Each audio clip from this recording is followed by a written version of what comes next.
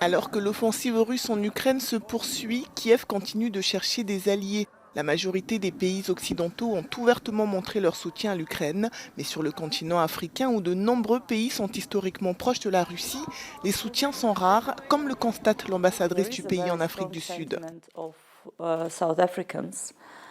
Vous verrez qu'il y a un sentiment très fort des Sud-Africains sur le fait que la Russie, c'est l'URSS, et ils sont très insistants dans la lutte contre l'apartheid et le colonialisme. La seule chose que nous oublions, c'est qu'il y avait 15 pays au sein de l'URSS. Et beaucoup de dirigeants actuels du pays étudiaient également en Ukraine.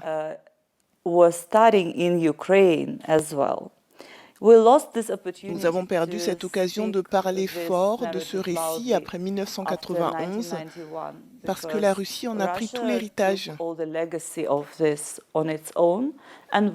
que nous essayions de construire notre État. Nous développions notre économie, nos relations dans la région et dans l'Afrique n'étaient évidemment pas notre priorité. Selon elle, jusqu'ici, l'Ukraine accueillait 16 000 étudiants africains, mais le fait que beaucoup de pays n'ont pas d'ambassade à Kiev, mais plutôt à Moscou, complique leur évacuation. Le ministre ukrainien des Affaires étrangères a reconnu que les Africains avaient rencontré des difficultés aux frontières. Maintenant, ils ne cèdent la place qu'aux Ukrainiens. Il y a différentes procédures et pour les Ukrainiens, de ce que je sais, il a été décidé par le gouvernement polonais qu'il les laisserait rentrer dans le pays. N'oubliez pas qu'en Ukraine, nous avons un certain nombre d'étrangers illégaux. Et il s'agit évidemment d'une préoccupation majeure pour l'Union européenne.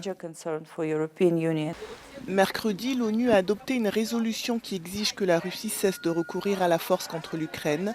Plusieurs pays africains, dont l'Afrique du Sud, se sont abstenus de voter.